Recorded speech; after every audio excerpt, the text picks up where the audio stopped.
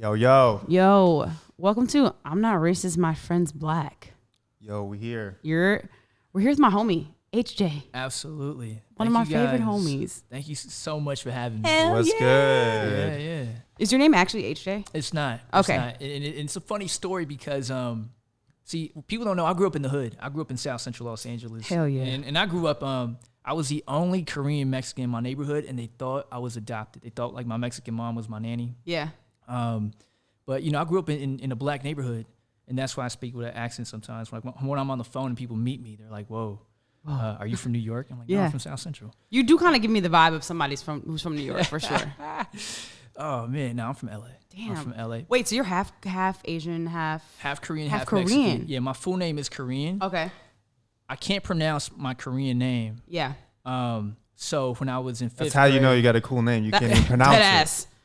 Yeah, I can't pronounce it. So I in elementary school, I had a teacher and she couldn't pronounce it, and she was like, "What do you go by?" And I was like, "Just call me anything." She was like, "All right, HJ." Oh, so she created it. She created it because I was going by Wow. Eugene. Like in the hood, they call my dad John. Yeah. So every time I was walking around with him, they'd be like, "Hey, what's up, little John?" Yeah. And then I have, then my Mexican friends would call me something different. My Salvadorian friends would call me something different. So HJ sticked around for my English name. Yeah. Yeah, Is yeah. your dad Mexican or is My dad's Korean. your dad's Korean? Yeah.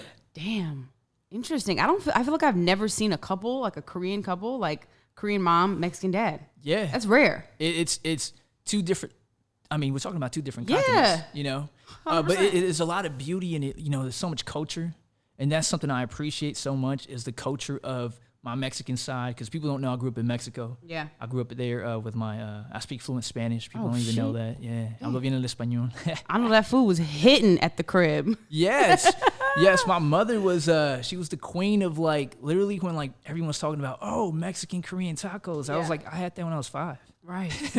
Gosh. Dang, I gotta try that. Oh Sounds- yeah, I'll set it up. I'll Yeah, tell my mom, please listen, I do. got some friends coming over. Oh my God. You know, so me and HJ have a mutual friend. He is actually the godparent to my little cousin. Yeah. Yes. Yes. Soul. Yes. Look at this little nuggie right here. Where's he at? There he is. That is There that he is, is.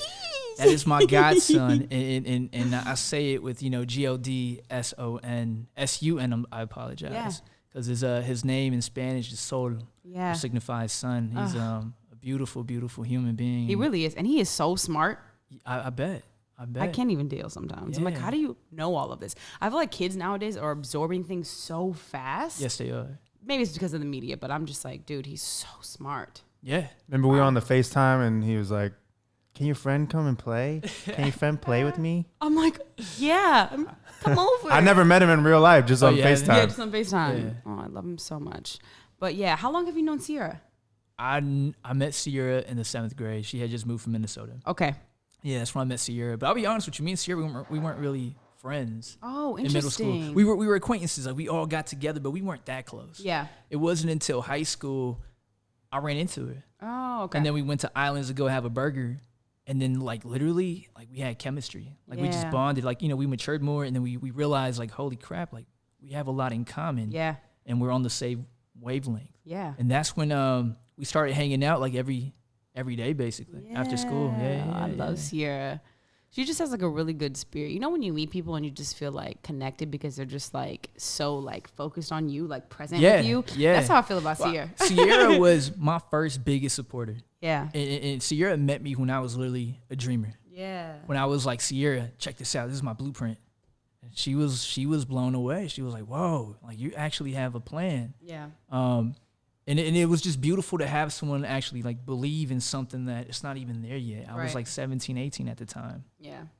It's crazy how powerful a plan is. Yeah. Just having clarity of this is what I want to happen, it makes it so much easier. It helps the process of elimination. Yeah. This didn't work. That didn't work. Yeah. Okay, this kind of works. So now you use that for the future, the same process. Hey, this Yeah. worked for this. Let me Yeah. utilize this again. And then you know not what to get distracted by.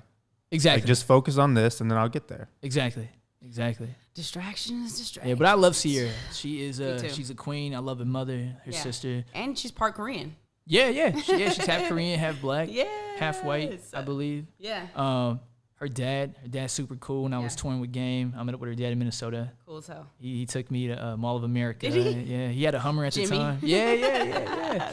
Yeah, cool guy. Hell yeah. Cool guy. So do you want to tell people just a little bit about like what you do or what you love or like what your passion is? Sorry about that. Can you ask the question again? Oh yeah. Do you want to just tell the people what you do, what your passion is, or what you love? Absolutely. Yeah. I am. I'm a director, editor, creative, and before all that, I'm just human. I'm a being. Yeah. I care about people, and I take my passion of creative, in the creative sector, very, very, very personal. So when like somebody hires me to do something creative for them, like it's personal to me. Yeah. Because these are ideas that I've been morphing since like years ago. Right. And somehow, some way, they collide today, and then they just come together. Yeah.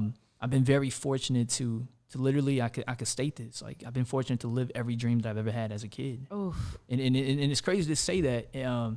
And I don't mean it in a negative way for anybody listening, like, oh, all right, he's being cocky or whatever. But when I tell you, like, if I show you my list from middle school, from high school, like I was literally in math class with my friend David Sherman. And Matt, you might know him. He goes by the name of Say My Name.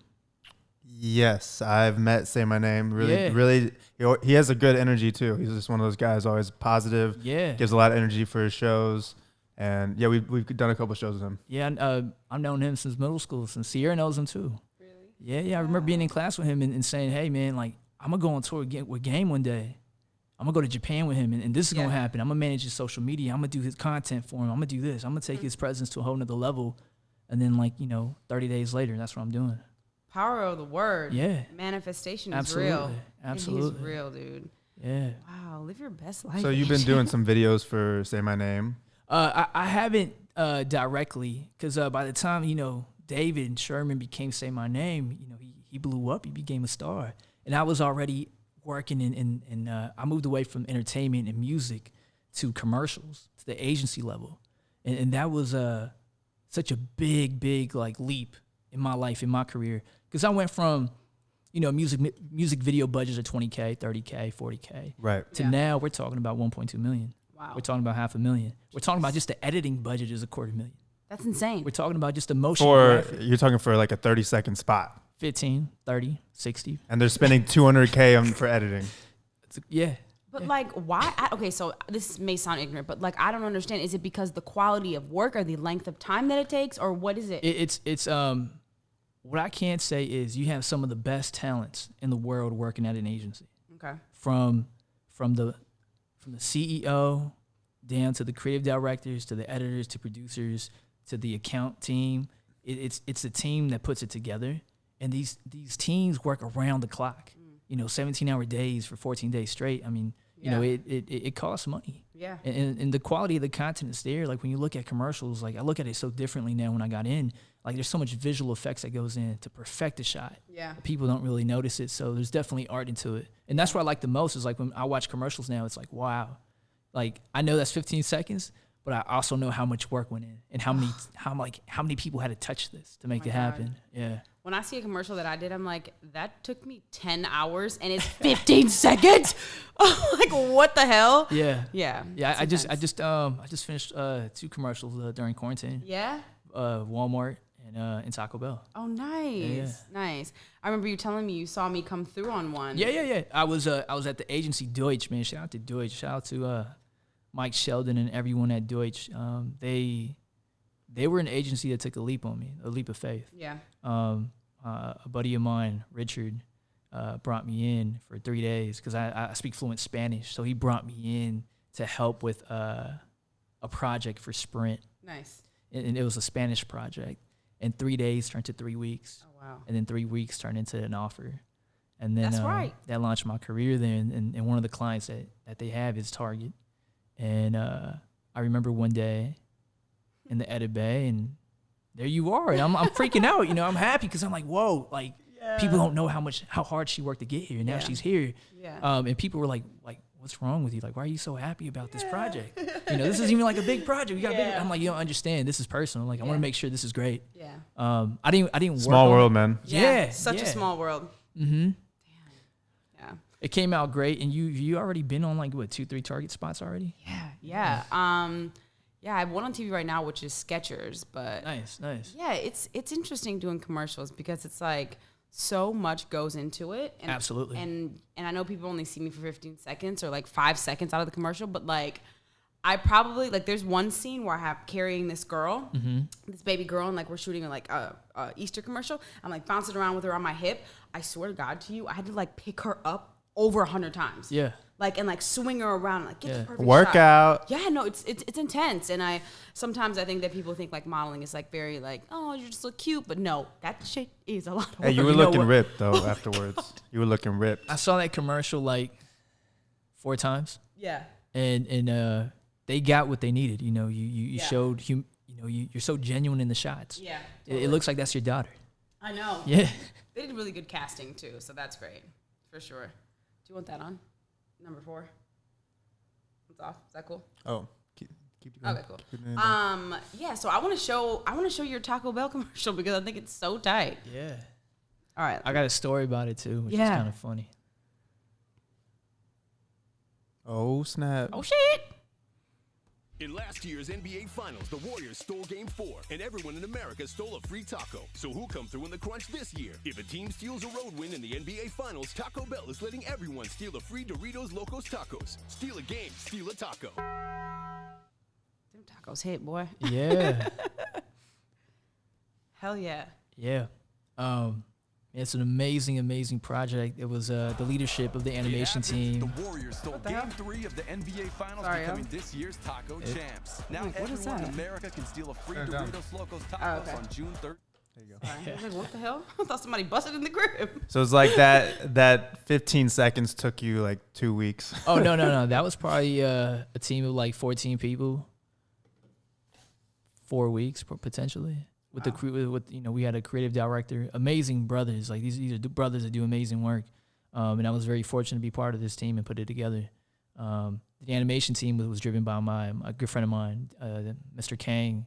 Amazing, like amazing talent. But I mean, that's the beauty of like when you get into commercials. It's like it's no longer an I, it's a we. Yeah. And that's the beauty about. When you see things execute on the high level, you start seeing that it's not I's anymore. It's all about we's. And that's one of the most beautiful thing that working at an agency and all these other agencies and these big companies have taught me is how to be a team member. Mike Sheldon, who was the CEO of Deutsch, I mean, they built over $1 billion in commercials for clients. Wow. Ranging from Nintendo to Sony to Volkswagen. I mean, you name the brand, they've done something for.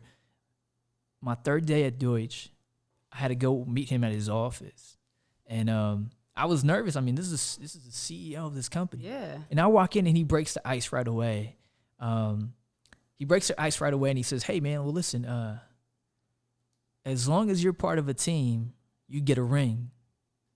Welcome to the team."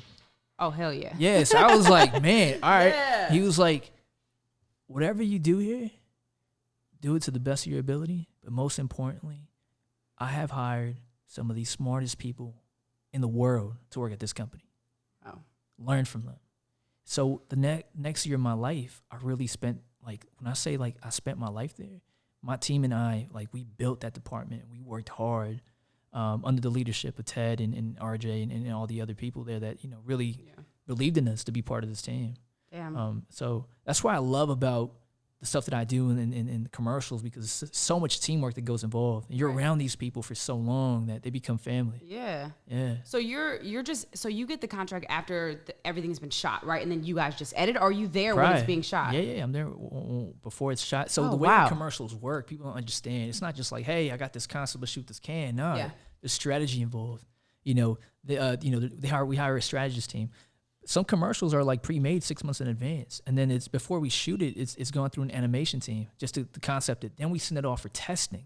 Wow. So we might send it to different markets for testing, see how it responds, and if it responds well, then they'll invest the $1.2 million, the $500,000, $60,000 into the commercial because they know, hey, this is a proven commercial. Yeah. It's done well in testing, and people are reacting to it. Yeah. Yeah. I guess I never realized like how important commercials are because I never think that I'm one of the consumers who's like buying from commercials, but maybe subconsciously I am. Yeah. Do you know what I mean? Like when you see like a Bud Light or like a Miller Lite commercial, I'm like, I don't drink beer. I'm not looking at this.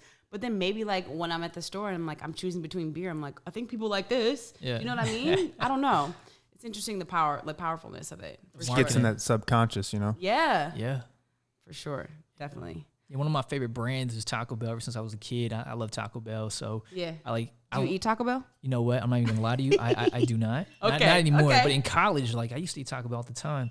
But to be able to work for the brand and, you know, do stuff for them. Yeah. And sometimes I pull up to the drive-thru, not even to buy things for myself. Yeah. But for my friends, just so I could like see the graphics that the team worked on and some of the animations the team worked on and some of the designs of the packaging. Are you plant-based or you just don't eat fast food? I as I'm getting older, I'm trying not to eat fast food. Like anything at all? Like no fast food? No, I definitely eat fast food. Okay. What's your favorite? Oh man. I mean, definitely Mexican food. Okay. You know, like for sure that'll be like my number one. Yeah. And my number two would probably be like Five Guys, In-N-Out. Yeah. Okay. Yeah. Okay. You're a fan of Shake Shack? I love Shake Shack. My friend from Mexico, she was like, "You haven't been to Shake Shack?" Yeah. And I'm like, "No." She's only been here she came to college out here. She was like, "We have to go." So I'm thinking Shake Shack is like a Bottega Louis or a, you know, because she made it sound so elegant. We pull up, it's literally it's a great place. Yeah, it's got the elegant taste. You dig? Oh man, yeah, it's great. Yeah, for sure. I loved it. Okay, so this is my favorite part because we get to know you a little bit better. Absolutely. These are icebreaker questions. Okay, ask away. And you don't have to like think of anything profound or like dig deep. Just like whatever comes to your mind. You know what I mean? Okay, if you could spend the day with anyone, dead or alive, who would it be? It'll be JFK. Oh, okay. Oh, yeah. Damn, you quit. Yeah, absolutely. Okay. You got it on deck. Yeah. Any reasoning, or you just? When I was in college, I started reading a lot about history. I was a late bloomer in my academics. I started to read at the age of 12, and I was behind academically. So when I went to college, that's when my expansion started. And JFK was a leader that I admired. Right. His tone of voice was definitely very different, which was like off the bat very attractive to the ear. Like, yo, when he talks, people listen. Yeah. But you know, also like what he stood for. And then honestly, I would just love to have a conversation with him if I could today, and just ask him like, hey, like, what would you do if you're president right now in this country? Yeah. Yeah. Hell yeah. I'm not gonna lie, I did not expect that answer. Really? I don't know. It sounds like he's a history buff or something. Yeah. No, definitely not. You know, whatever's attractive, I read. Yeah. Yeah. For sure. Okay, if you could direct any type of movie, what genre would it be? Action. Action. Yeah. Okay. Yeah. For sure. One of my favorite movies, like, man. Well, you know what? Now that's a tough question because I said action, but there's a lot of other stuff I want to direct. Yeah. I love Training Day. Oh, so good. I love Saving Private Ryan. Like the first Fast and Furious was so good. I think there has to be a very strong story. Yeah. Yeah. I agree. And I think that's why Fast and the Furious does so well, I feel like, because the story is strong. Like, it's enticing. Do you know what I mean? Yeah. Yeah. Love it. Okay, where is your favorite place that you've ever traveled? Wow, that's a beautiful question. I would say the moment I discovered my own entelechy was in Korea. Okay. It was 2016. I had just finished working on a bunch of Sprint commercials back to back. Like back to back. I was exhausted. So I asked for 30 days off, and they were granted to me. Wow. That's nice of them. Yeah. I mean, that was the beauty of Deutsch. You have unlimited vacations. Yeah. And because I worked back to back without stopping, I took about 30 days. And I literally went on what I call the Chong tour, where I went to Atlanta to go. The next day I flew to Atlanta for one day to spend my birthday with my niece. Then I flew back to LA. Then I went to Santa Barbara. Then I went to Vegas. Then from Vegas I went to San Diego. Yep. Then in San Diego I was like, man, what's next? So then I went back to LA, grabbed my clothes. I went to Hawaii. So I'm in Hawaii, right? I'm getting off, and I'm like, oh man, this is so cool. I look to my left, and it says South Korea in 3 hours. So I was like, you know what? Let me just go to South Korea real quick. Yeah. So I literally purchased a ticket, went to Korea, and getting off the plane, I saw a humongous billboard. It was like a New York-sized billboard that said, "New thinking, new possibilities." Wow. Hyundai, and it just hit me at that moment. It's like, why am I thinking so small? Yeah. Why have I been thinking so small the last 26 years of my life, 25 years of my life? And at that moment, I saw the efficiency of Asia. Yeah. How efficient they are, the culture. And it was at that moment I realized, like, I need to bring this to America. Yes. I need to bring this type of hustle to Los Angeles. They hustle different. Oh, yeah. It's so different. Yes. Even when we went to Tokyo, like everything is like built for you. Like it's so convenient. Everything is so clean. It's so strategized. It's beautiful. Right? Yeah. What do they know that we don't know, man? Shit. It's on Google. I don't get it. Yeah. It's something for real. The little conveyor belts we got the sushi on. Oh my that, God. yeah. I was like, how do no restaurants in LA or anywhere in America? There's one in Little Tokyo downtown, but like it's obviously not the same. Yeah. I'm just saying you don't even need waiters. Exactly. That's what I'm saying. Yeah, the chefs are in the back making fresh plates. Yeah. It's great. Cut down on labor. You feel me? Oh, that's what you about? Okay. Well, I'm just keeping it real. You know what I mean? Oh, we're talking about the experience. Yeah, you know what I'm saying? Take that money, whatever. You know what's funny? What you were saying, new thinking, new possibilities. Is I had a conversation with like some trappers the other day, and he told me that he made $1 million in a week. Okay. And I was so mind blown. And he was like, the only reason that you're mind blown is because you couldn't possibly fathom or you haven't thought about the idea that that's possible. Absolutely. And I'm like, power to the guy. Damn. Yeah, power to him. I'm like, whoa. Like, and obviously not saying like what he's doing is right or whatever. Like that's his business. But like the idea that I couldn't even fathom that is because I've never even thought that that was even conceivable. Yeah. And then that just makes you think like, damn, I'm thinking a little too small out here. Absolutely. I think the one thing I recommend to anybody I mentor is travel. I don't care if you take a Greyhound to the middle of nowhere, do it. Yeah. Because you're gonna realize once you come back how many resources you have to make things possible. I used to get paid to go to college classes and give my speech about how I got into the industry to these kids, these minority kids. I used to tell them that you guys don't know how fortunate you are to be in Los Angeles. Oof. If you want to be a doctor, a lawyer, an astronaut, you can make it happen here. Absolutely. Yeah. You know, so the limitations that someone puts on themselves is real. And as soon as you take that out, it's like everything is possible. Yeah, for sure. Yeah. Power of the mind, man. Absolutely. I actually, talking about that, I brought a box for you. Yes. Yeah. Let's pop it open. Okay, let's pop it open. So when I was in Korea, that's when I started going by the last name of Chong. Yeah. I never accepted my Korean last name until 2016. Yeah. Because I never really identified myself as Korean. Growing up, I was around black people my whole life. Yeah. Around black and Hispanics. Yeah. Damn. And then it wasn't until when I went to Korea, I realized, like, wow.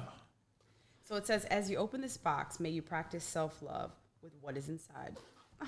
We're on the same wave. I swear. Well, she loved clothes, so you got the right. And I love self-love. That's what I'm all about. You got the right idea. You're. Uh-oh. Is crushed velvet? Absolutely. Yeah. Oh, my God. What the fuck, shit? Hells yeah. Oh, yeah. I'm in here.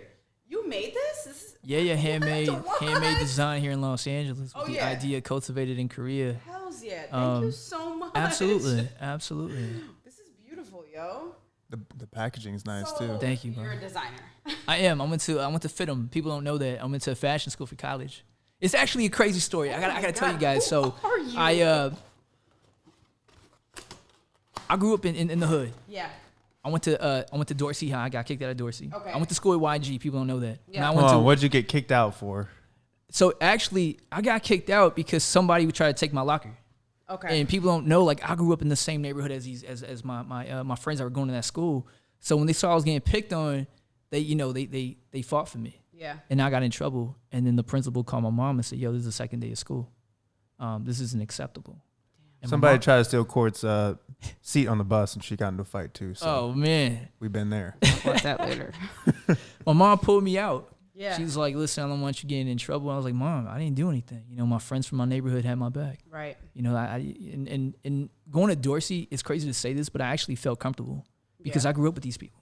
Right. These are the people I grew up with from kindergarten, preschool. I grew up with them. Then I left that high school. Went to Venice High School. Okay. My friend set the trash can on fire. And this was my first day in school. First day? First day. Oh, God. Yeah. See, I didn't know arson is like a real crime. Yes. Yes, 100%. I had nothing to do with that. Yeah. I just saw him put it, and I laughed and I got in trouble. So I got my magnet, it's a magnet system here. Yeah. I got asked to leave. Ooh. So then I went to a third high school, which is a charter school. Changed my life. It gave me structure. Yeah. And then I realized, wait, I want to pursue my dream. I don't just want to go to college. I want to be one of the best coming out of high school. I want to go to college and be ready for this. And Say My Name was actually going to this private high school in Manhattan Beach. And he was the one that said, hey, man, like, I'm going to the school. Like, come get a tour. I was blown away. Yeah. Like, the amount of resources they had, I knew if I come to this school, leaving this school, I'm going to be 50 steps ahead from everybody. Right. And I applied. I got a full scholarship. Oh, It was you know, somebody, I had an investor. They still won't tell me who it is, but they invested $100,000 for my high school education. Wow. Yeah. But you know what's funny about that is like you got kicked out of one school, got kicked out of second school, all the way to make it to where you were supposed to be. Yeah. You got to just trust. Go, you know? Yeah, I was busting. I was taking a bus and 2 trains just to get there in the morning. Perfect. But, you know, I had access to all this equipment. Yeah. You know, equipment that people dreamed of having, and I never took it for granted. I was the first one there and last one out. And from there, I got connected to Snoop. Hell yeah. Yeah. So I lost my college scholarships. Academically, I was behind. And when it was time to apply to college, colleges loved me. I got into USC Film School. Nice. I had a full scholarship to the University of Laverne for film. And right when my academics got sent, I got them revoked. Wow. So the last option was the military for me. Okay. Yeah, so I went to go talk to a recruiter at the Baldwin Hills Mall. Oh my God. No, I'm sorry, at the Crenshaw Mall. They have a recruiting office. Crenshaw So Plaza? So I went there, and the guy was like, oh, you know what? You came too late. Put your name down. I'll give you a call. I'll come look for you. And I was like, all right, cool. I'm ready. They come to my high school. My coach has a conversation with him, and I didn't even know like he was there for me. Yeah. And my coach comes to the editing bay and into the editing room, and he's like, hey, Ish, I got to talk to you. He locks the door, and he's like, listen, you're too talented to go serve your country. I'm not going to say don't do it, but you have so much raw talent. I'm going to connect you to Snoop's manager. And my coach and Snoop's manager, Ted Chong, I could literally say they changed the trajectory of my life. Because I graduated high school on a Saturday. On Monday, I started interning at Cashmere Agency. Hell yeah. I started doing stuff for Kevin Hart, for 50 Cent. I mean, for at the time it was Cali Swag District. So out of nowhere, like I was able to utilize my talent of editing and contribute. And the videos I was working on were getting like 100,000 views, 200,000 views. These are crazy numbers for a And this kid. is way back then. Yeah, 2009, 2010. Damn. Yeah. Look at God. D-O-double-G. You know? Snoop. Exactly. Damn. Legend. I have a funny story about Snoop and Warren G. When I was living in Atlanta, I was working as a PA for the BET Awards and the Hip Hop Awards. And I was a personal assistant for Warren G for the day. Okay. And so I had just moved to Atlanta, so I didn't realize how hot it was. Oh, yeah. And I wore a blazer because I'm like, obviously I want to look professional. Like I want to look good. You know, I want to make sure that everything's like right. And so I did not know who Warren G was because I think I was like 19 coming from Minnesota. Had no fucking idea. Had to like Google his ass to see what he looked like. So yeah, I remember that I was standing outside of his trailer because he was going to go to sound check and it was really hot outside. And I was standing outside and he's like, so do you want to come sit in? Like, you can come sit inside. I'm like, honestly, like, I don't know if it's weird, but like, yes, please. I want to sit inside. So I go in and him and Snoop are in there and they're smoking. And I'm like, oh, fuck. Like, you know, I don't smoke weed, but like, it's cool. I should just stand here. Like, I don't know. Am I being weird? So he asked me if I want to hit the blunt.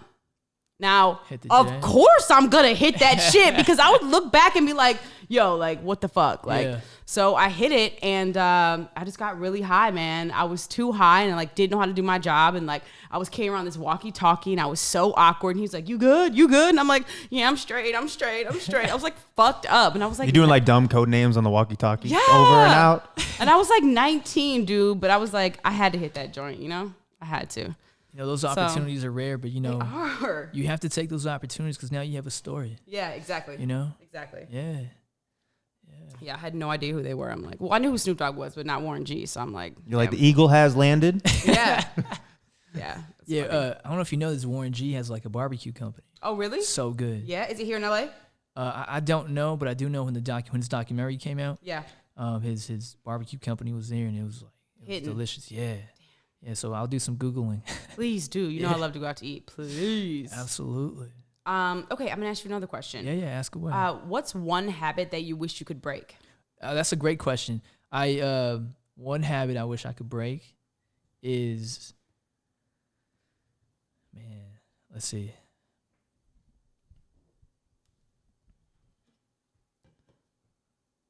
I have a lot of bad habits. Yeah. I'm be honest with you. Yeah. Don't we all?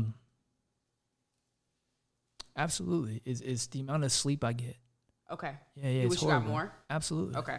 Yeah. Makes It's sense. not good for health. Yeah. I've been. People don't know this. I've been to the hospital. I had IV bags on me Shit. because of the lack of sleep. How many hours you sleeping a night? Now I'm 4.5, which is better. Damn, AJ. Yeah. Damn. But do you feel like it's affecting your energy levels and your productivity or no? You know what's crazy is I had this conversation with a friend last week, and I tell him I feel 19. Yeah. You know, I feel 19 inside, but I can tell you this: my body is like, no, you're not 19. You're 29. Yeah. You know, you're 29. 100%. Yeah. No, it catches up with you. Yeah. Damn. Like one day you wake up and you're 19, then you're like, no, I'm almost 30, dude. Like, Honestly. when did that happen? Reality check. Oh God. Yeah. Damn. I've had days where maybe I'll do 4.5 hours of sleep and you get that adrenaline rush and you feel great throughout the day. But I've never been able to do 2, 3, 4 days in a row of that. So do you have a secret or something? You doing yoga, meditation, breathing exercises? No, that's a great question. People don't know how hard I work just to like be able to work, right? And one of the things I learned quickly was like if you're really, really, really tired, try to get deep sleep right away. So what I do, I have breathing techniques that I use that hits me that I'm able to knock out quickly. Mm-hmm. And then I usually had this device that tells me like my sleep quality and sleep cycle app. Yeah, similar to that. Yeah, I was using that, like not that app, but something similar to that. It attaches to your hand and stuff, and it measures like it's exactly what that app does. To be honest with you, Yeah. You know, I spent money on it. Unfortunately, I should have just got the app. Yeah. It's cheaper. It's built into your phone too, I think. Yeah. Yeah, I think you can do like on your Apple Watch. Oh, you can? Yeah. No, That's yeah. tight. Yeah. That's tight. Hell yeah. Yeah, one of the guys I used to intern 4 years ago, he's on a whole nother level, and he taught me these breathing techniques of like, you know, even when you're tired, you know, get as much oxygen as you can to the brain. Yeah. You know, whatever you do, like even if you're not tired, just do it. Yeah. And that's what I do before I go to sleep. Is I do at least 20 minutes Wow. of you know, crazy deep breathing. Yeah. To bring as much oxygen to the brain. Yeah. Yeah. Well, I just started doing Wim Hof method, which is similar. And if I do it right when I wake up, even if I'm like, damn, I don't want to do anything today. I'm like stressed I got crazy thoughts, and then I'll do it and I'm just wide awake, ready to go. Yeah. 10 minutes later. Yeah. I don't think we realize how often we hold our breath. Do you know what I mean?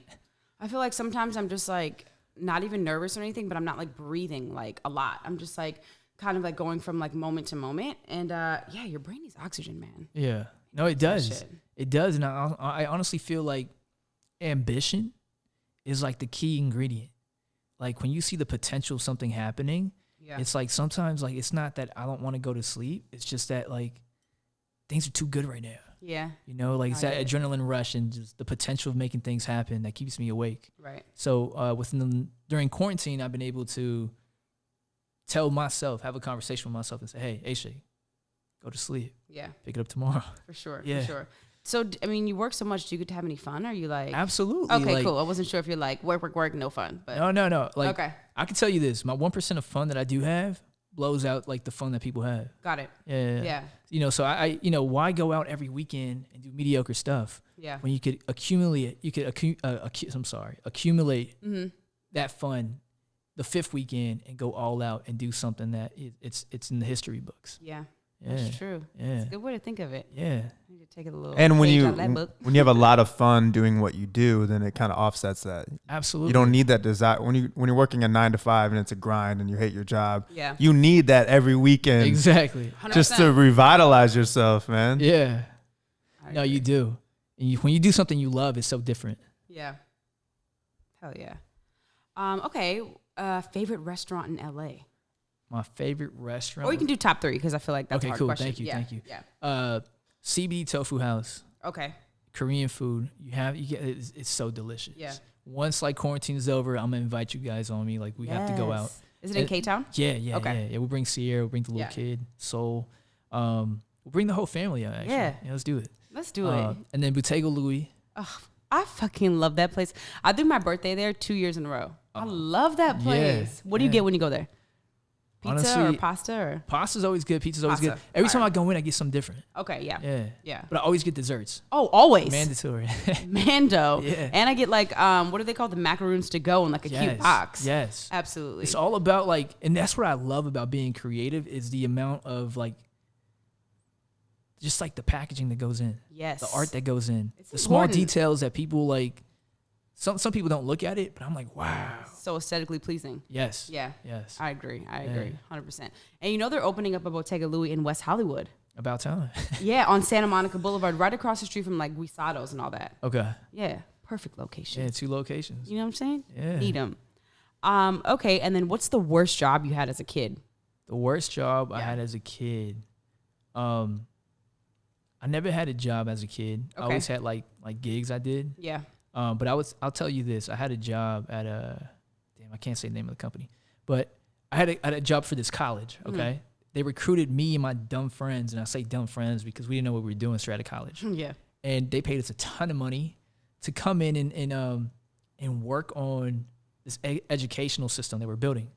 And our job was so simple. We were getting paid really well. I had my own cubicle. They give us food on Thursday, El Pollo Loco on Thursdays, and they washed our cars like on Friday, I believe. It was great. It was a great job, but it wasn't for me. I felt like literally I would finish my work in 3 hours and I had like the rest of the day off, and then I couldn't be surfing the internet. I couldn't be on my phone. So on a Post-it note, I would literally write my goals and dreams, and then I would start writing like how to get there. Yeah. And I remember it was on a Tuesday. The president of this company, of this college came in. Have you heard of DeVry? Yeah. Okay. DeVry University. Yeah. So the president of DeVry came in. They have a sub company. I won't say the name, but the president came in and said, "Hey, you guys are about to make us $100 million." Wow. And I looked and I was like, me and my dumb friends, we're about to make this company. Like, no way. We're actually putting. So I started thinking. I was like, yo, I could literally go get $1 million, do this myself, and sell it to you for like $10 million. Right. I'd still be happy. So the next day, I walked in and I quit. Wow. Yeah, and that was like the worst job for me because I couldn't express myself creatively. Yeah. I felt like I had limitations, and that had to be the worst feeling in the world.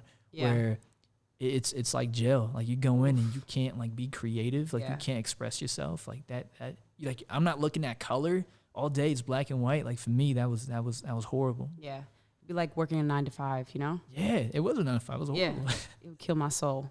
I feel you. Yeah. And then last one is your favorite taco spot in LA. Oh, absolutely.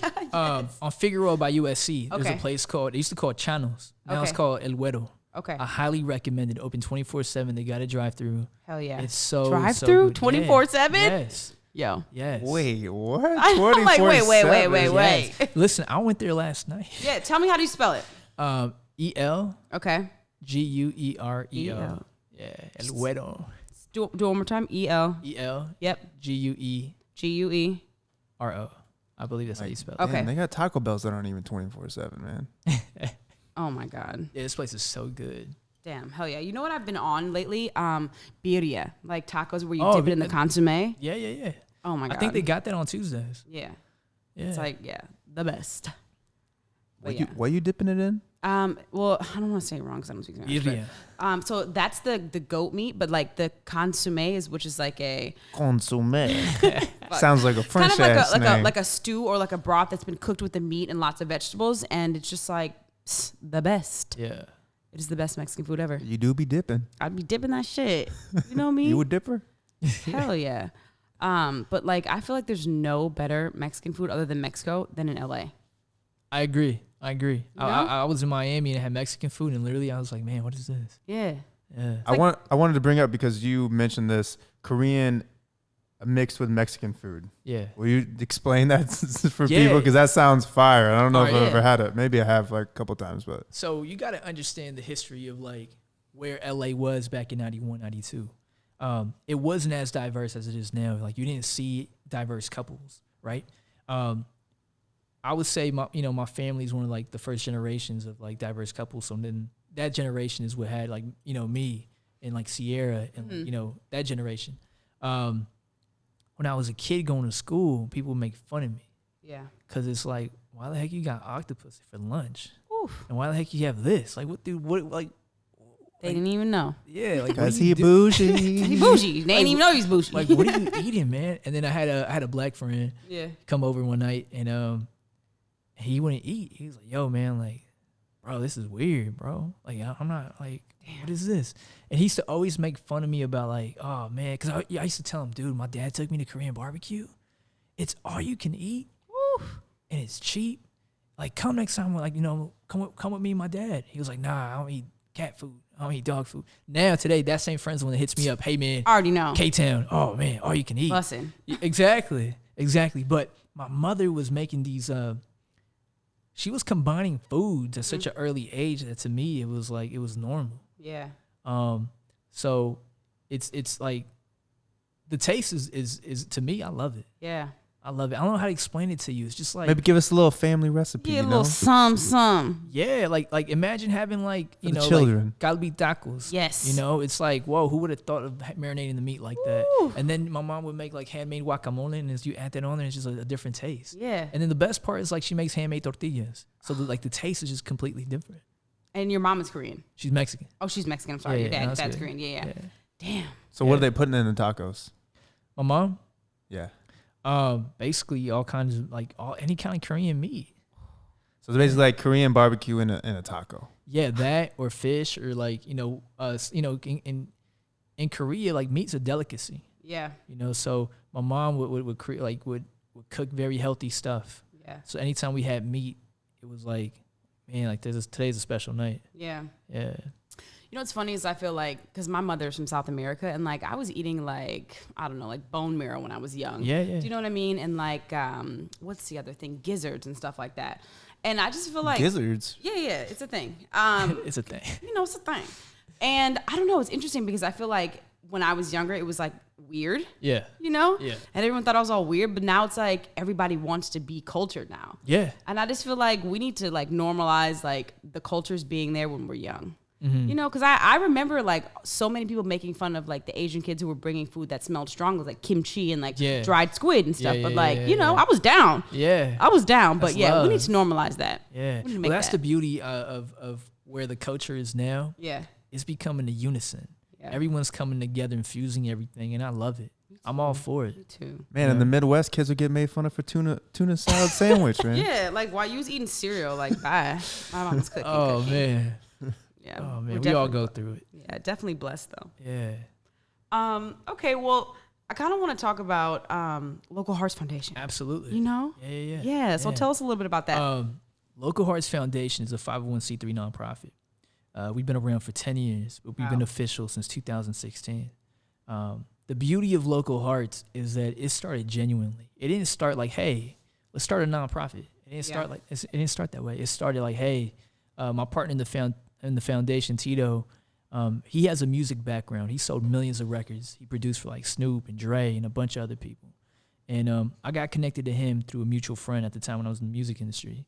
And we had chemistry right away. Yeah. You know, we were genuine people. And he was like, hey, man, like I have all these shirts. Like I'm going to go hit up, you know, the streets and bless some homeless people. Like, you want to tag along? I was like, yeah, sure. And that's how it started. And then it grew into doing things bi-weekly every month. Okay. Because there's a need. There's a need out there. There is. And then from there it just grew to like, wow, I'm never gonna forget we were in South Central. We were in this house and every room had a family of at least 4 or 5 people. Wow. And it was like community. They shared a kitchen and a restroom. There was roaches and there was a kid who pretty much like gave up in life. Like he had no future. Mm. And I remember leaving that house with my partner in the foundation, Tito, and just feeling like what can we do? What can we do to inspire these kids, to give them something to live and hope for? And he reached out to his buddy Nick Diamond, and Nick gave us clothes and skateboards and stuff. Hell yeah! And then we went back and we blessed the kid, and then he was happy right away. Yeah. And the beauty of it is we've seen a growth in kids. Like there's kids that have horrible grades. Yeah. F's and D's, and we'll come and we'll, if they have a brother that has A's, we'll hook them up with like toys and skateboards and clothes and shoes, and we'll let them know, hey, listen, you get your grades up like him, you're gonna get blessed consecutively. Hell yeah. Yeah, so now we have, within the 10 years, now we have kids who graduated high school who contribute to the foundation now. Wow. The foundation is run by friends and family. Our contribution, the people that finance us is out of my pocket, my partner's pockets, Nick Diamond, and the people who believe in us. Yeah. We have no big donors. And it's pretty crazy when I say that, because if you look at the events we do, we're serving thousands of people. Yeah. We're doing things where other nonprofits are contacting us like, hey, how are you guys doing this? And we let them know, our Instagram following is very low. Yeah. But we have such a deep impact in the community where the community knows, like, hey, these people, they're here for us. Yeah. And my goal, word of mouth. Absolutely. Yeah, 100%. Yeah. And you guys did something for Thanksgiving too, right? Thanksgiving, we give away like 2,000 turkeys. Yes, I remember that. Last month, we there was a street vendor who got. I saw that, his cart. Yeah. I saw that. Yeah, within 2 days, the community raised $10,000. Yeah. In a brand new cart. Yeah. Could you imagine if that was your corn man? First of all, I have a special relationship with my elote man. I'm right? like, people don't understand. Like, I love him so much, and like, obviously it's because I love the food too. But like, even during quarantine, I'm like, I'm fine. Like, I'm not gonna get sick from this because I'm telling myself I'm not gonna get sick from this. Like, it's gonna be fine. But I don't know, something about him is just like this little sense of joy every time I see him. I don't know how to explain it. Yeah. But it's just like this really like simple relationship. He probably doesn't Mouth even know my name. starts watering. He doesn't even know my name. Like, but like, we just have this thing, and just like, But he's happy to serve, I bet. Happy to serve. And I'm just like, and his energy is always so good, and he's always so kind, and it's just like, it feels genuine. It's just like, I don't know, I feel like he's my friend. I don't know, that's the homie.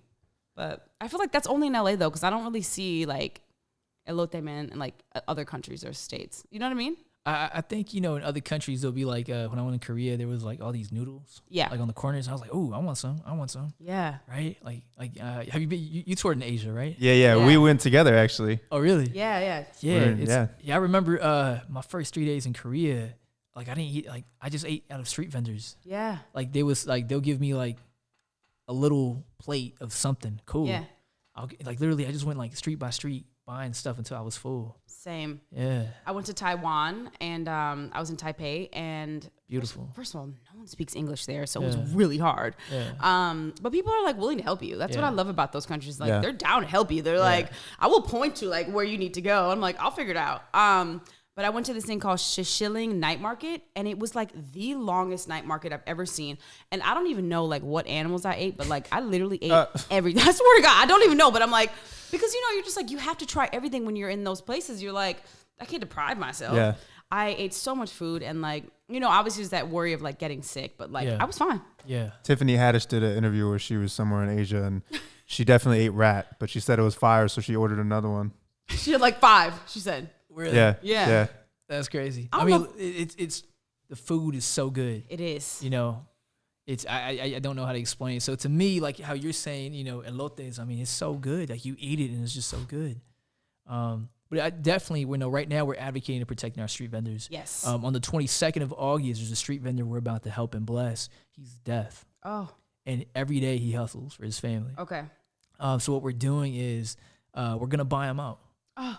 Yeah. He doesn't even know this is about to happen. So we already made shirts. Oh. Yeah, we're about to buy him out and just let him know, like, listen, during quarantine, we respect your hustle. Yeah. And you are a symbolic symbol in the community to showcase that, like even though you have adversity, you're not letting that get to you. Yeah. Yeah. Wow. And what does he sell? Is he an elote man or? He's a street vendor. He sells ice cream. Okay. Yeah. I love him. Yeah. I love it. I love hearing that little bell. And that's the beauty of the foundation is like, we're family and friends. Like we have no hidden agendas. You give us a call, we'll tell you exactly what we're doing. Every dollar that comes in goes out. Yeah. Right now, today I was actually on a couple phone calls with Amazon. Okay. Because there's been a huge increase. Like every day I get emails of people that need help. My partner gets tons of emails and DMs of people that need help, and we want to help everyone. Yeah. Unfortunately, we don't have all the right resources. But I had this message from a kid that said, I start school Monday, which is today. Mm-hmm. He's like, I don't have a laptop or a computer. We do have Wi-Fi at the house, and the school isn't going to give me a tablet. Like, is there any way, Local Hearts could help me? And I was like, wow, like, if you're going through this, so many other like kids and students are going through this. So we're putting something together with Amazon to hopefully have them donate some Amazon tablets. Okay. But for that kid, I got him a laptop. Oh, yeah. So, okay, because we know so many people and maybe we have resources or people who are watching this feel like they can help, what are the kind of things that you feel like you need? Do you need like support, like as bodies? Do you need people to be like there with you guys? Volunteers? Do you need volunteers. Do you need financial support? What do you guys need? That's a great question. Yeah. We have within the last 10 years, we built a really strong volunteer list. Whenever it's time to have an event, people show up. It's so much love. It's friends and family. What we need, if we want to expand and keep this consistent, we need financial help. Okay. And also we need help as far as growth. Like if you're an attorney or a lawyer, if you're an accountant, like, join the team, help us out, help us expand. Yeah. If you work at a corporate company and they have some sort of incentives where if you donate, they'll match it, like help us out. Got it. Right now, my goal, I'm on a campaign to raise $200,000. And I'm saying that very humbly because 200 sounds like a lot, but realistically, we're going to buy 2 vans. And one of the things that I noticed in the community, in African-American community, in the Asian community, in the Latino community, even the white community, in general, is that our senior citizens are going through the hardest times and they're silent. They're silent. They're not in social media. Yeah. Like they honestly are forgotten. So my goal, my plan, along with my team, is we want to raise $200K to buy 2 vans. Okay. And be able to finance the programs where we could do drop-offs for food directly to them. Okay. And offer like any support. So instead of people coming to us, we'll be mobile. Yeah. And that's what I'm trying to expand right now. We have a GoFundMe currently. A lot of my friends shared it. We just launched it a couple weeks ago. Yeah. But that's really the goal right now. If you could help us financially or if you could help us with your services. Yes. That's all we ask for. Okay. And then what's the Instagram name? Yeah, it's Local Hearts Foundation. Okay. At Local Hearts Foundation. Is that the website as well? Yes, localheartsfoundation.org. Hell yeah. Yeah. Okay, cool. Yeah, I want to put the word out because I feel like these kind of things. You've been one of the biggest supporters. Yeah. Like whenever you see something, you're like, you blast it out. Yeah. And I remember 2017, it was Christmas or Thanksgiving. You had a bunch of your model friends share it. And we appreciate that. Yeah. Anything I can do to help. Thank you. I want to try and get Wilhelmina involved because they get involved with projects that they love or we love. Do you know what I mean? And so I would love that because I think it's also important to kind of bridge that gap between something that people view sometimes as superficial, which is the modeling world, and bridging that gap into doing the right thing, into doing charity work. Yeah. So I feel like that's important, especially for like the media right now. Absolutely. You know what I mean? Absolutely. So, yeah. What I can say is this. My long-term goal, my plan for the foundation, my vision, and I talked this with my partners, is that we want to end this in the sense that we don't want to give back and keep giving. I don't want these people to be in this position. Yeah. Like, how can we educate them, put them in a position of power when they're not dependent? Right. That's really the goal for me. Yeah. Is how can we get there? And right now, my main focus and emphasis are on the kids. Yeah. If we arm these kids for education and teach them about service, about giving back, right, within 5 years, they're going to be doing that. And we've seen that in the foundation. We have kids who are not kids anymore. They're grown men and women who come and contribute now. Who are making donations, who are raising funds, who are getting toys for us because they know what we did in their lives. Right. And I think it starts there. Hell yeah. Yeah. Especially in the minority communities. So. Absolutely. Yeah. Absolutely. Court, remember that Target thing you were trying to team up? Oh my God. Oh my God, HJ. What happened? Okay. Talk about manifestation. So for a long time, I've had this idea. So basically, a lot of my modeling money, I'm preserving some of it because I want to start this summer camp. And what the summer camp is a 2-week-long summer camp in either South Central or Compton. Mm-hmm. And what I want to do is I want to bring kids in and I want to teach them when you wake up, you make your bed. Financial stability, nutrition, communication skills. Do you know what I'm saying? How to like hang out with people of different cultures. And I want to bring in people like a lot of my cousins are producers and I like want to bring them in and teach them how to do things. You know what I mean? And have like a good influence around them. Yeah. Okay. So I had this idea for a while, and one day I was talking to my commercial agent, and I think I like told her this one time, literally one time. And so I get a call over quarantine, and it's from Target. And Target reaches out to me, and they're like, hey, like, have you started your summer camp? Like, where are you at with that? Because we want to shoot a commercial around it. Beautiful. And I'm like, for me, I'm like, damn, it's so in the beginning stages. But then I had to realize, like, opportunity is here. Yeah. I got to get ready and I will bring it together. Absolutely. Do you know what I'm saying? Absolutely. So I don't know. Maybe we can involve because you already have that going on. Yeah. And we can involve Target. Let's do it. Yes. Let's do it. We're a 501c3. Wow. We have an army of people ready to work. Yeah. What I can say about this is And shout out to the team, honestly, to Abigail, to Karina, to my partner Tito, to Nick Diamond, to everyone, to Alex, to Ivan, because working with me, it's 24/7. Yeah. And these are people, like last night I shot an email 11:30. At 12 o'clock, like things were done. And those are the kind of people I love to be around because they understand the mission. The mission is bigger than us. Yeah. This isn't like, once you start hanging out and you start seeing that there is a need, like you can make an impact. Yeah. That's when like people start offering their services and they feel like they're contributing on a daily basis, on a weekly basis. Yeah. So I say it all to say that my team is here to help support your goals, your endeavors, and in bettering the community. Yeah. Yeah. Hell yeah. Yeah. Wow. Look at the universe. Congratulations, by the way. Oh, thank you. Yeah, that's huge. Thank you. Yeah. And it's funny because it's like sometimes I'll say things out loud and I'll be like, wow, that'd be crazy. Like, and then that shit will just like come to fruition. Yeah. And I'm like, wow, that really means I have to be careful with what I say. Absolutely. Yeah, on the negative side of it too. On the negative side of it. Yeah. 100%. Yeah. Like, absolutely. You have to be careful in what you say because it can like, manifest. Dang, I'm going to get sick now. I'm like, you just raised your chances. Yeah, 100%. I didn't hear what you just say. I'm just saying like. I didn't hear what you just said. Oh, yeah. I didn't hear you either. Yeah, it's interesting. Congratulations. That's beautiful. And it's bigger than that because you're from Minnesota. Yeah. And Target's headquarters is in Minnesota. Exactly. So it's all I could say was meant to be. It's full circle. Yeah. It is full circle. It was meant to be. Yeah. And the fact that I only had that conversation with my agent once. Yeah. And it stuck out with her. It speaks louder than just the conversation. It talks about who you are as a human being. You know, and that's what I tell people is you have to work on your character. You have to work on who you are because at the end of the day, you could tell me, hey, HJ, I want to shoot a movie. Yeah. And because I know who you are, yeah, I'm going to take you even more seriously than the average person. Right. So I'll do everything I can in my power to make it happen. Yeah.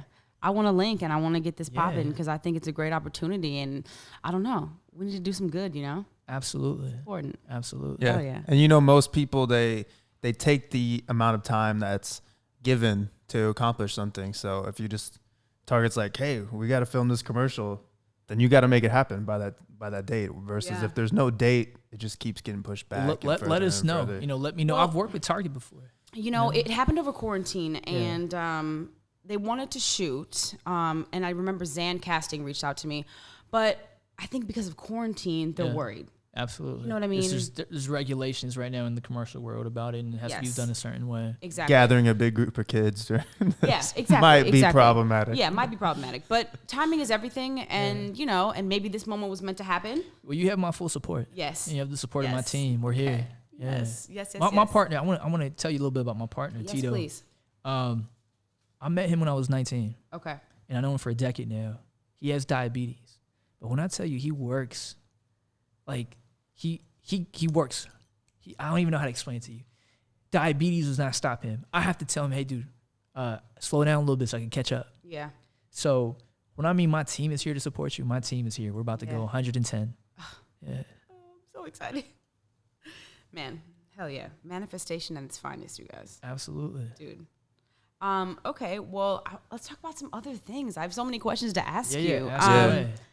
Okay, Matt. And then please ask away because I'll tell you this. Yeah. I'm very public in the sense that like people know me because of the industry, but people don't know who I am. Right. Yeah. So ask away. Yeah, I haven't talked to anybody.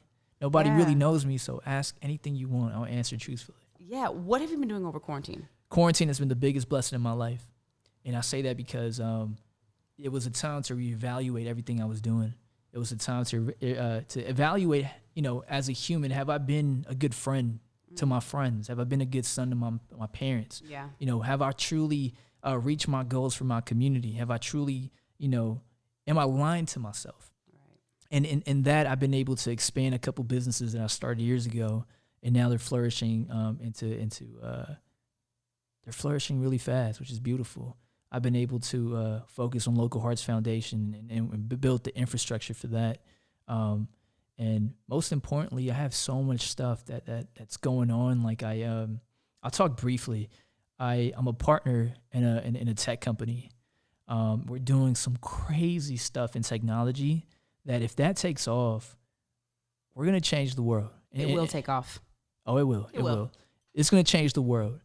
And we have another piece of technology we just been working on the last 2 months. We're pretty advanced right now. we're gonna and quote me when I say this, we're gonna disturb the logistics industry. I have, just to put into perspective, I have NASA scientists in the team, that worked at NASA. Wow. Just a couple months ago, I worked with a team of astronauts who are certified from NASA to go to Mars and stuff.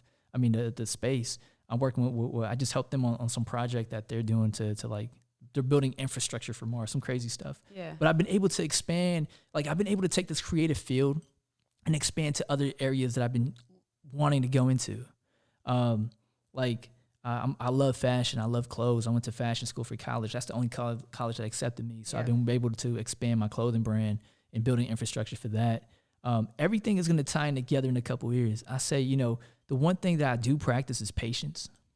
That's the one thing that Tyrese Gibson did teach me on his album. I worked 5 years on that album, and finally when it came out, we went #1.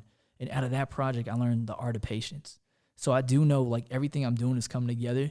So give it to give me until 2025, and you're gonna see it's gonna be a completely different HJ. Yeah. Yeah. Wow. Yeah. So to answer your question, I've been involved in logistics and in tech. Okay. Mm-hmm. What kind of logistics are we talking here? We're talking about.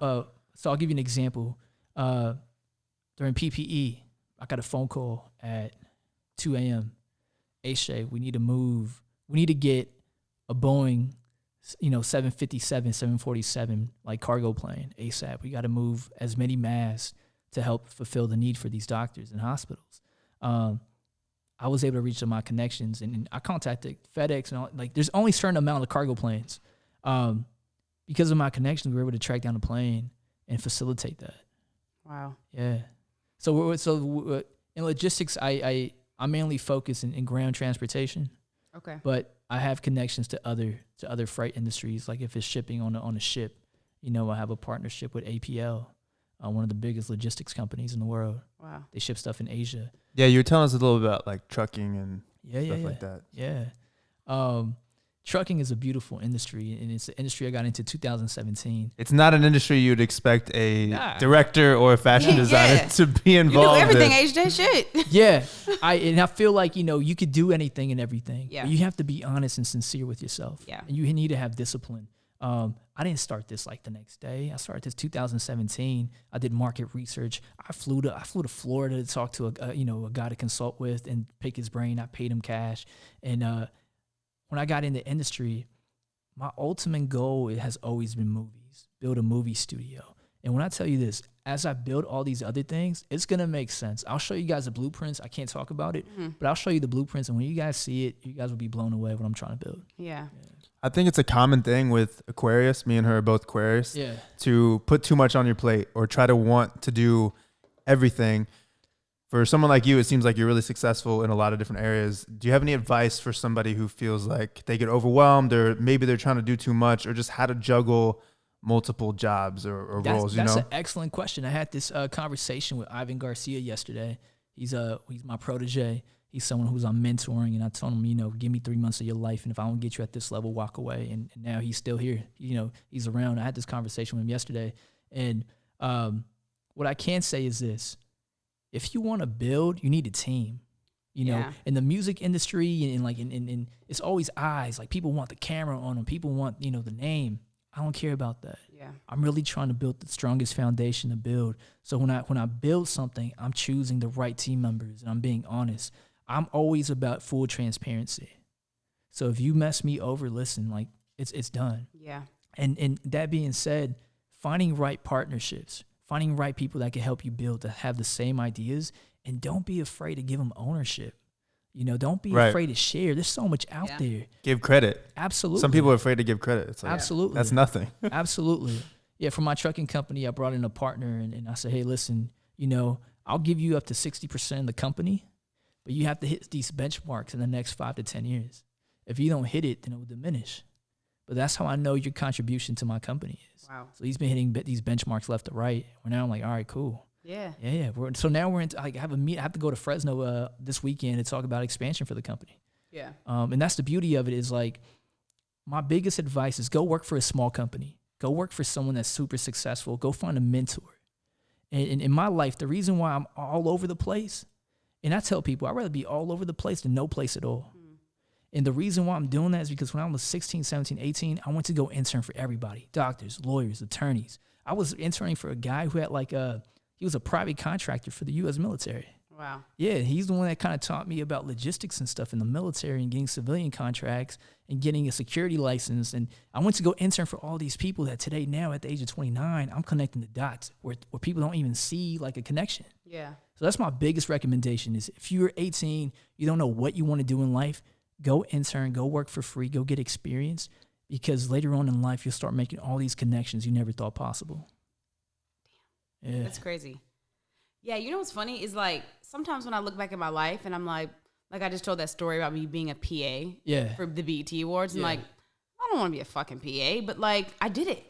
And sometimes those things come full circle. Well, I'll meet these people and I'm like, oh my God, I was your PA. Yeah. Do you know what I mean? And now I have this weird connection. It's just like I was on an internship for like a week with like Quincy Jones, and like sometimes like things will come up and like it's just so crazy how the world works. If I you agree. just pay attention. I agree. Do you know what I mean? And like put in effort, man. The people that bless my life are people I never thought would bless my life. Yeah. Like you got to understand, I graduated high school with a D. Like I barely graduated. Yeah. I got declined from all these colleges. But I knew there was a lady that believed in me and paid $100,000 for me to go to high school. Yeah. And she took that chance on me knowing that I could fail coming from the inner city. Yeah. You never met her? I never met her to this day, but I'm extremely really? grateful. Yeah. But do you know who she is? I don't know who she is. Wow. But what I can say is this. I don't want her contribution in me go unnoticed. I want to make sure that she gets 50% back. Yeah. That she sees, listen, that $100K that went in made $1 million. Yeah. So that's why I'm trying to do everything I can, because I know it's possible. I've seen people do it. Yeah. I've seen people don't know this. In 2013, I raised $1.2 million for a tech company, and that got me into the tech space. Wow. Yeah. And it's crazy because like you said, all about experience. I went to go intern for this guy. Then a couple years later, I went to go work for this guy. And then they gave me a call. He gave me a call about something, and this guy gave me a call about something. And then I was like, yo, you guys got to meet. Yeah. And all of a sudden, me putting it together got me into like what I'm doing now with technology. Yeah. Yeah. It seems like you're able to handle a lot with delegating and the team mindset. Do you have to be really disciplined with your schedule? You're like, okay, Monday, Tuesday, I'm working on this company. Thursday, Friday, I'm working on this company. Absolutely. Otherwise, you just lose your mind. Or absolutely. Yeah. So discipline is really important. Scheduling is really important. And having a strong team. I have team members for Local Hearts that help me execute. Yeah. I have team members for my logistics company that helps me execute. I have team members for my editing stuff that I do. And I let them know, listen, this is the bar. The bar is excellence. If I'm not hitting it, you have to hold me accountable. Yeah. But at the end of the day, I'm holding you guys to that bar because it's my responsibility to get you guys there. Like my intern that I have now, like I told him, listen, if I don't get you here in 6 months, then like you have to go. Yeah. Because I'm not doing my part. Right. And he told me the other day, like, hey man, like you changed my life, man. Like tomorrow I have a 4:30 p.m. call with this kid who just graduated from UCLA. He doesn't know what he wants to do with his life. He's like, I graduated from UCLA. I don't know what to do. And I told him, listen, I'm not taking any more interns because I got no more time. Yeah. But he pitched me, and I was like, all right, I'm going to guide you. So we had a last interaction last month, and then we have a 4:30 p.m. call tomorrow. But I love what I do. It's like I don't want to change anything. I love being busy. I love creating. And I know the ultimate goal is movies, and it all links together. Yeah. And I'm excited to show you guys. Hell yeah.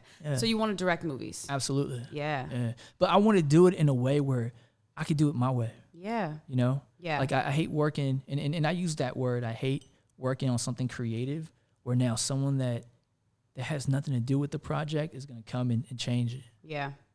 And not respect the creative process. I get that. So I'd rather finance it myself and do it in a way where I could put out content that I want. Yeah.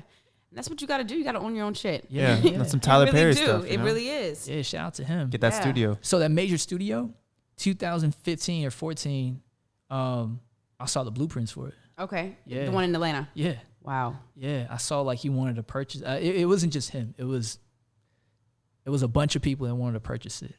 But what I can't say is he deserves it. That's all I'm going to say. He deserves it. Wow. Out of everyone I saw going after, he deserves it. Yeah. Yeah. Man. And to be producing all those black movies, like, shout out. Yeah. You know what I'm saying? Like, I feel like he brought opportunity to a place where people would never even think of. Yeah. And now he's creating opportunities for people that like will have to move to LA or New York. Right. Yeah. It seems like the entertainment industry is becoming decentralized, which, I've been in LA since 2012. And for music, you had to be here. Yeah. And now people are doing Zoom sessions, writing hit songs on Zoom virtual sessions, and that's acceptable. So have you seen that in your field with directing? Yeah. Obviously, like Atlanta is like a big spot now, but right now, as when I edit commercials, I have Zoom meetings. Okay. So we edit live with the creative team, with the client team. For our mixing sessions, I know that the creative team will have our mix session online. We'll like somebody online will have the Logic pulled up. They'll mix it live and bounce it over. And that's the beauty, because we're talking about, expediting process. And this is where efficiency comes in. Yeah. So I believe that those who understand efficiency are going to strive during this quarantine. Yeah. Oof. Yeah. And it's, we've had really strong team members that we want to work with, but they live in Norway. That's beautiful. So it's like when you can break those barriers down and still be super efficient, but not be in person. Yeah. It's hard to get used to, but if you can. Yeah. And this is the mindset, this is temporary. Yeah. So as soon as like quarantine's over and COVID's over, like we're going to be able to go back to normal. It's happened in the past in history. It's going to happen again. Yeah. So the idea is adaptation. Can you adapt to the current situation as soon as possible? Right. And if you can, you're going to be super successful. Yeah. Be like water. Yeah, Damn. Straight up Bruce Lee, yeah. But I'm kind of the mindset of it's forcing everybody to learn new skills. My dad's a teacher. He's like 64 years old. I'm probably getting his age wrong, but he's having to do lesson plans over Zoom and having to create modules, and he has no idea what he's doing. And he's like, I'm probably going to retire. I can't do this. So for a whole entire workforce to all of a sudden now learn how to do different things they didn't know, it kind of opens up new possibilities, even if it goes back to normal. Yeah. You know what I mean? That's awesome. Shout out to your pops for doing that. Yeah. I couldn't honestly, do it. Yeah. I recently got an iMac from my parents, and they're blown away on YouTube. Oh and like YouTube's been around for a decade. Parents love YouTube. Yeah, but my father, he called me one day at like 3 a.m. He's up. He's like, hey, how many programs does this have?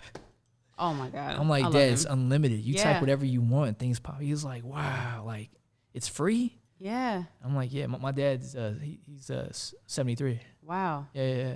So he's blown away by YouTube. And I'm like, man, I've been doing wrong by not bringing technology in their life. Yeah. Yeah. Yeah.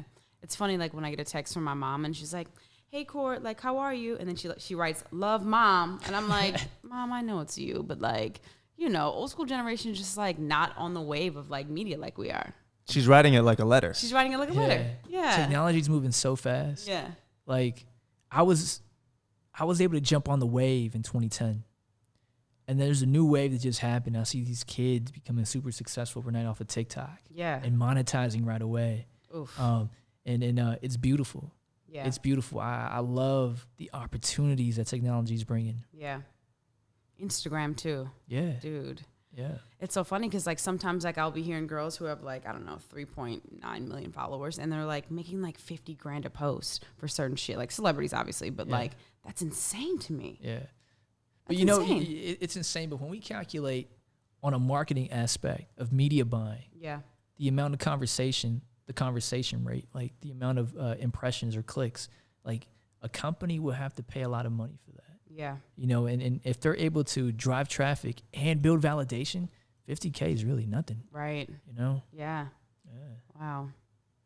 That's where it's at then. We need to get you those contracts. That's what I'm saying. Yeah. Can I post from the crib for $50K? Right. God. Right. Work from home economy. Yes. So I was gonna ask you how you manage your schedule, but like, so are you busy every single hour of the day? Do you feel like? I would love to show you guys, and I have a documentary coming out next year. Yeah. It's called My Rolling 20s. Oh. I documented my entire 20s. Wow. Yeah. What? HJ? This just keeps getting better and better. Yeah. I'm excited to show you guys because I will show you guys how I went from, I break down. Years ago, I used to break down. I couldn't handle it. Yeah. But now it's like, it's beautiful because the moment I wake up, I have something to do. I have like, fire alarms ringing like, hey, this happened, that happened. And every day I wake up and I'm problem solving even better. So I'm realizing like as a problem solver, I'm getting better It's helping me in my editing career, in my directing career. I could identify issues prior. Yeah. And to answer your question, it's hectic. It's back-to-back phone calls. But I love it. Yeah. I love it. The way I look at it, it's like NASCAR. Yeah. It's like as soon as you come into the pit, go. Yeah. And the more you train, the more efficient you become. It becomes normal. Yeah. And I love it. I love the fast-paced lifestyle. I mean, I'm sure you do too. You know, when you're on tour and you know the adrenaline rush. Yeah, man. I was depressed the first couple weeks of lockdown, man. I was real depressed. Yeah. I'm not gonna lie. I bet. I just needed a purpose. I felt like I didn't have a purpose. Yeah. I'm like, damn, okay. I've been putting together DJ sets twice a week for 5 years. Nobody to DJ to. Yeah. What do I do? Putting so much time into those, you know, making sure it's the right songs, the right edits, the right transitions, you know, everything. And now I haven't done that in like months. And off this podcast, I mentioned it was really beautiful to see you, man. I mean the word beautiful because it's like, you know, I don't know your story, but the fact that, you know, I'm pulling up to Vegas and you're right there. I'm like, whoa, that's cool. You know, my friend's boyfriend is there. Yeah. My brother's DJing here. Yeah. My homie's over here. And I'm like, man, like this is beautiful. Yeah. Yeah. You know? It's kind of the same thing you were talking about before of just writing down what you want. And that was something that we as a group wrote down. And, you know, you start negotiating these contracts. You're like, cool, whatever you want, but we need that billboard. We need that billboard. You know what I'm saying? I remember. I think you had red or yellow and you had glasses on. Yeah. And sounds about right. Yeah. And then what I can say is, you know, you deserve it. Success is it's not an accident. Yeah. And you know, I don't know you on a personal level, but I could tell that, you know, you worked hard for it. Yeah. Yeah. So congratulations on that. It's just something about if you enjoy working hard, if you can get to that level, then you can make it. Because most people don't want to put in the work. During quarantine, I've been getting a lot into David Goggins.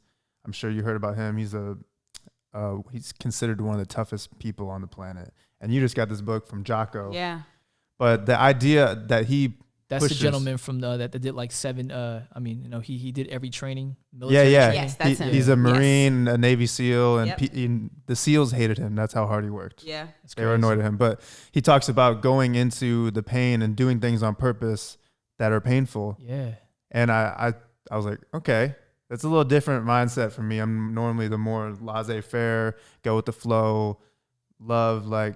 Yeah, that's my main priority. But I started doing it on purpose, and I was like, "Dang, I can do so much more than what I've been doing." Yeah. And you realize it, and then when you go towards the pain on purpose, then all the other stuff that maybe used to get anxiety about or used to stress you out. You're like, "Oh, I don't care about that." So I want to share a word with you, and it's my favorite word. Is entelechy, and what you just mentioned was your real. I was gonna ask you about. I did too. I didn't want to say anything. I was like, what the fuck is that? Listen. I didn't know what the heck it meant. So I'm gonna tell you the word. I'm gonna tell you who gave it to me. It means the realization of potential, and that's when you realize your potential. And in life, we're always growing, and we have to realize the next potential. So it's so important to not be depressed. You got to find your entelechy every step of the way. A buddy of mine was being deployed to Afghanistan in a really crazy area, and he was working with special forces. So we took a weekend to go to Yosemite. And as we're driving, it's just, you know, me and him are awake. The other homies are asleep.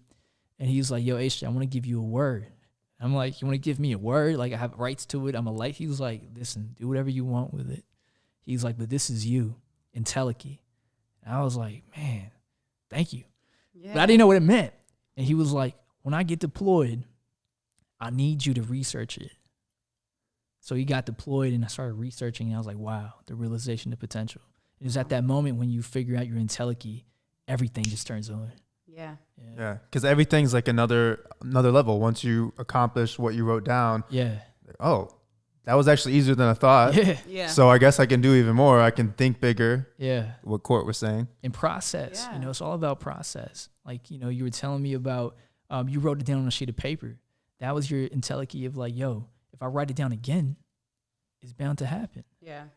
And you can use that experience to fuel your new method of your new goal. Yeah. Yeah. Yeah. And you start to realize that everything you do, you got to get your reps in, you know? Yeah. First podcast, second podcast, third podcast, we're freaking out. We don't know what we're doing. Yeah, no idea. Anxiety. Seriously. Then you get into the ritual of it and then it becomes settle in. Yeah. Yeah, I was impressed. Like, you know, people are watching this, but they don't really know the mechanics behind this. And all I gotta say is like, this is Yeah, amazing. man. Hey, I walked in, there's a red right here. I'm like, yo, this is a legit commercial. Yeah.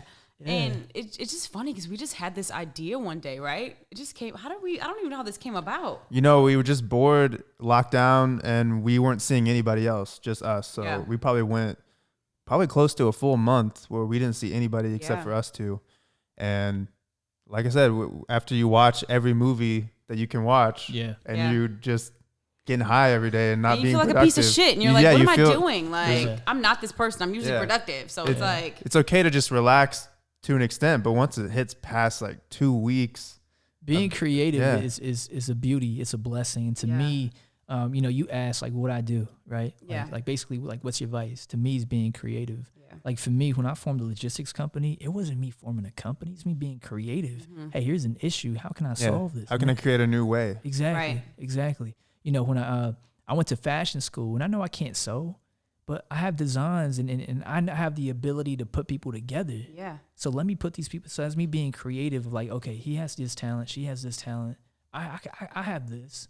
It's putting a team together. So I believe, you know, creativity in a way is the blessing to cure depression. Yeah, I agree. Maybe talk about your creative process with the designs, because absolutely, I just think a lot of people don't even know how that works. I mean, we've created merch and stuff before, but it's a little bit different when you're getting into custom pieces and how you get it and all that. And maybe pull it out just for people to see one more time. Sure. So this piece here actually is from 2016.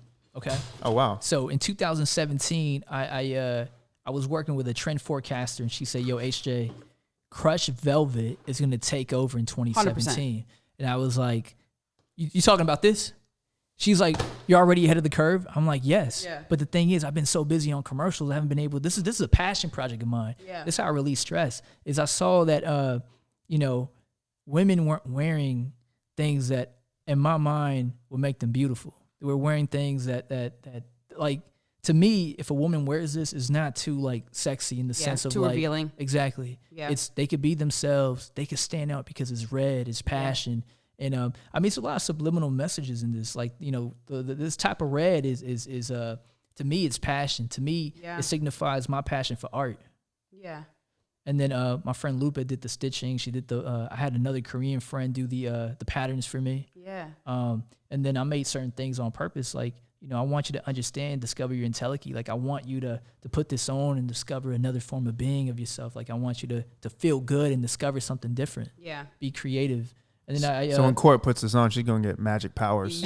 Feel confident. Hey, that's really the goal. It's like, you know, it's crazy you said that, because when I saw this, I wanted to build like a Superwoman outfit. Yeah. Right? So if you open it up and you extend it, you'll see like it's kind of like a cape. It's like, you know, it's like you become Superwoman. Wonder Woman. And it contours your body. And 100%. I can tell. You know, it's funny that you said that you don't know how to sew. I don't. And I feel like it's so interesting because a lot of people are scared to do things because they feel like they don't know how to do them. Yeah, like, they hit that first challenge and they stop. And they're like, I don't know. Like, I can't be a fashion designer. Like, I don't even know how to sew. Or like, I can't be like a chef because I don't even know how to cook. But it's like you can outsource those things. That's the process. That's the beauty of everything. It's that problem. Yeah. Solving that problem. Yep. And the reality is, like, just like his father is learning tech, right? Yeah. Like, once you start learning that we're all connected, the world is literally like one phone call away. Yeah. I don't know how to sew. But I do own an industrial machine, and you know, when like I have an idea and I want to have people around and bounce some ideas, like the industrial machine's there. Yeah. So does that machine helps you produce multiples, like not mass produce, but once honestly, you have it, you can just. I do like one-off pieces. I'll give you an example, right? Like a friend of mine was being deployed for boot camp to join the military, so I made him like a custom piece. Nice. Yeah, where like, you know, there's subliminal messages, like under his collar, there's you know, his favorite Bible verse that only he would know. And that's really, you know, when people say, "Hey, you're all over the place," it's like, I am, but you got to understand, I'm driven by creativity. Yeah. And by passion. So whatever's on my mind creatively, I'm going to try to execute. Even if it's like, if people are afraid to do something, to try something. And when I tell people is try everything, be creative. Yeah. Like, even if you fail, it's cool. Like, you're not a baseball player. You don't get paid to perform. Yeah. Like, try it. Be creative. You got to try everything. Yeah. Hell yeah. I agree. Damn. Yeah, but my goal with this brand is to just spread love, spread creativity. It's beautiful. Yeah. And it's great material, I can tell. Thank you. Beautiful, absolutely. For sure. Yeah. You know what's crazy is when I started this, I started small. Yeah. So I bought the tags. Oh. Just the tags. Just the tags. And I was like, great. I ordered 5,000 of them. Yeah. Then I placed the order for this, the hang tags. And I made them a bigger size on purpose. Here, hold it up so people can see. Yeah. They're nice tags. They are nice tags. I was gonna say they're very aesthetically pleasing. It's like it's pretty big for a tag than normal, you know. But you can really read the name clean. Yeah, Chong. Hell yeah. There's a strategy behind it. People think I'm crazy. You're like you're all over the place, but when I break down the strategy and the science behind it, it makes sense. Yeah. So can people buy this? Can they find it online? Actually, these are like limited pieces. I have like 6 more because I sold out of everything. And I'll show you the Instagram. Like when I launched this, this was my what I like to call my proof of concept. When I launched it, I had some of the biggest influencers at the time wear it, and I sold out within 7 days. Wow. So I was like, cool. Now I got that out of my mind. Now I could go focus on something else. Yeah. But I know that works. But the website will be live in a couple weeks. Okay, cool. But what I'm doing is I realize there's a need. There's people with talent that aren't working right now, right? There's a lot of like hardworking women who could sew. Yep. So what we're doing is I'm buying their high quality masks that they're sewing. In exchange, I'm gonna sell it on my website. Wow. Yeah. Like these are talented people that don't understand tech. Don't worry about it. My team we already built the website. We're gonna sell it on the site and you'll get a percentage of the funds. Yeah. Yeah. You're so tight. You're so tight. What the hell? You have time for everything you want in life. Yeah. You just got to make it, honestly. Yeah. And the way I could tell you is if you love something, you'll make time. Yeah, 100%. Yeah. Court, you better be taking notes. I know. You know, what a beautiful place to like know, not even know you're just your one purpose, but to have purpose. Yeah. And I feel like, as a creative, I just have so many ideas and then I like put a little time into each one of them. But it's like the whole general purpose of what I truly want hasn't been discovered yet. I'm going to show you. Yeah. Once this podcast is over, I'm going to show you some secret stuff. And it's crazy because I took years to learn this process. Yeah. And I teach this process. Like it's so crazy. One time I was working for this for my client, right? He's worth a lot of money, and he saw how fast I move. I was 23 at the time. He said, "Hey, I'll pay you $500 an hour if you talk to my son. He needs to learn this." And I'm like, "What do you mean? Like learn what?" He was like, "He needs to learn how you move." Yeah. And that's when he was like, "You could get paid to teach people this." So I'm gonna teach you my process, my spider web, and everything, and then you're gonna be blown away. Yes, please. And then all this will be in my documentary. You'll see. Yeah. Yeah. Wow. Okay, well, to wrap this up, I want to ask you a question. Ask away. So, what advice would you give to young creatives, maybe about discipline or being a hustler? Absolutely. Hustling is everything. I pride myself on my hustle. I tell people, I'm Korean and I'm Mexican. I think like a Korean and I work like a Mexican. Wow. Like, don't play with me. That's a quote right there. Did you just drop a bar on that SHJ? Yeah. Like I'll give you an example. One of the men I admire in my life, people are like, Aisha, you would never meet that person. I've met everybody I've ever wanted to meet in my life. There's a guy by the name of Richard Montañez. Okay. He's the creator of the Hot Cheetos. Wow. He's a Hispanic. You know what's funny? What's up? I've actually seen a clip of him. Yeah. I've seen like his story. I thought you were gonna say I've had a hot Cheeto. I love hot Cheetos too. Yeah. I reached out to him. I read his book. I reached out to him, and he invited me to the Ritz-Carlton 2016. Okay. And it was a crazy time because I was on Sprint, and I made a decision to leave the project for a couple hours to rush to the Ritz-Carlton to pitch him on an idea. And he said, I didn't know he was like the keynote speaker of this mega event happening. Yeah. And I saw like all these like Latino celebrities trying to get a hold of him, and he stopped. He came up to me. He's like, HJ, nice to meet you. And then I said, Richard, I know I got 60 seconds to pitch you. I'm Korean and Mexican. I think like a Korean and I work like a Mexican. He started cracking up. He's like, man, have a seat. Let's talk. Hell yeah. Yeah. So I'm working with him on some strategy stuff to build his platform and some stuff we got going on. There's a lot of stuff I'm doing. I can't wait to show you guys. Yeah. I've always been the type of person not to talk. Yeah. I'd rather show you. Yeah. I'd rather show you. And I have a track record of anything I touch does come into fruition within 5 to 10 years. So I'm excited to show people what I'm working on. But, man, man, life is beautiful. That's all I got to say. Yeah, and you be hustling, so. Yeah, hustle's everything. Hustle's everything. You know, you hustle and it's like football, like any sport. Like, you got to hustle. Yeah. You know, just take that mentality into your passion. And people will say, Aisha, you're very aggressive, you know, because when I'm not in work mode, I'm super quiet, I'm chill. Yeah. But when I'm in work mode, I'm not mad. I'm just passionate. Yeah. I take this seriously. Yeah. Because there's a lot of people, Courtney, that will love to be in your shoes and do the stuff you're doing. Right. And there's a lot of people that will work so hard, but they're running in place because no one gave them guidance. Yeah. And for the people that quit, those are the people you got to hustle for. You got to show them there's a way. You know, there's people that, I promise you, like, there's people on your Instagram. I got girls that I meet that want to model. I'm like, listen, follow Courtney. Yeah, 100%. Yeah. Yeah. She's breaking barriers. She's doing it. Yeah, it's crazy. You know, and sometimes I don't think of it like that because I'm just like, I'm just living my life and like trying to do the right thing and trying to be a good person. But and sometimes I get DMs from these little girls. It almost makes me want to cry. And they're just like, I love you so much because you look like me, and like I'm chubby and like people are making fun of me, but like you're so beautiful and like I just want to be like you. And I'm like, I never thought that would be me. Right. Do you know what I mean? Because it's like I was that little girl. Yeah. So it's beautiful to even just have that and like never like get another commercial again. Like just that is like enough for my heart. You know what I mean? Good. So you deserve many more because I'm sure, you know, there's many more people you inspired that haven't told you directly. Sure. One day they're going to meet up to you and they're like, hey, Courtney, I'm so-and-so from Wisconsin. Yeah. I've seen your journey. Yeah. Yeah. And that's the beauty of it. Yeah. It's like, you know, people see your hustle. It's no accident you got to where you are, Courtney. Yeah. Yeah. It's crazy. It's been a journey. Yeah. It's been a journey. Yeah. Yeah. You never know where it's going, but like, yeah, I'm here now. And it's just like, I live in LA and living my best life. Yeah. By the way, I love your chemistry and you guys' relationship. Like on Instagram, I love how you post like, I'm dating a rock star. Yeah. Like, I love all that. I love, like, that's beautiful. Yeah. There's chemistry and it's you know, it's real science right there. I love it. It's important, especially because like we bounce ideas off of each other, and it's like when one person is like, you know, kind of falling off, we're not judging each other, but we're like, okay, well, like, you know your potential. Yeah. So you get back when you get back, but you know what I'm saying?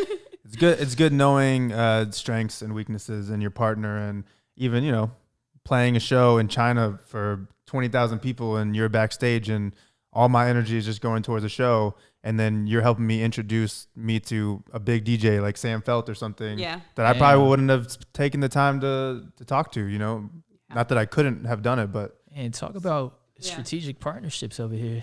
Man, we got a lot of shit in the works, you know? Good. Yeah. Good. I'm excited. And you guys have my word, whatever you guys need from my end. Yeah. I'm here. Hell yeah. Yeah. All right. Well, we want to thank you for being on I'm Not Racist, My Friend's Black. Love you. Appreciate you guys. Thank you guys. All right. Peace.